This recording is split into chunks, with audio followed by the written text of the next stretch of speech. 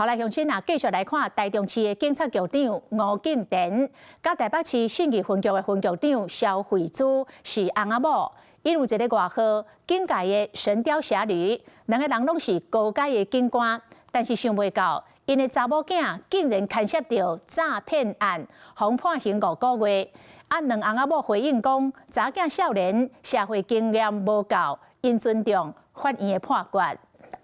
來，請音樂幫我下一小段《我的未來不是夢》，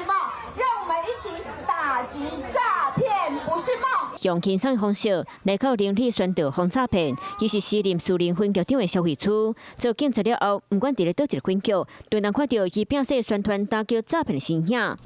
規家伙仔來到警察局當班，蕭慧珠的先生是現任的台中市警察局長吳敬田，想要到兩個人做高階警官，查某囝煞變做詐騙集團的共犯。2024年11月，做體科助理吳小姐急需要用錢，就找融資公司。雖然感覺怪怪，不過嘛是照指示提供口罩號碼，有3個人受騙，匯出18萬。吳小姐叫判5個月，會當用罰金代替這家。這種案例非常的多，我們一再的宣導了哈，但是個人非常的慚愧啊，沒有注意到這一方面這個家庭上的一些問題，他個人當然非常的自責啊哈。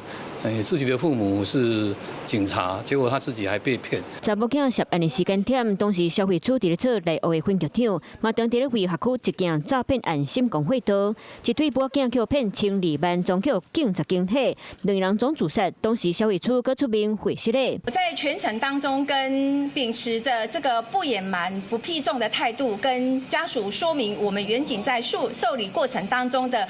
這個不當的言辭。那家屬有取得家屬的理解也。蕭慧珠捌講，翁仔某兩人攏無閒佇咧做工課，厝內囡仔就較無用心佇咧陪伴照顧，對伊感覺真虧欠。即馬查某囝因為涉嫌詐騙被判刑，翁仔某兩人講，細漢查某囝較無出社會經驗，經過發現依照洗錢防制法幫助犯判決，本身嘛是受害者，伊甲處理人攏尊重法院判決。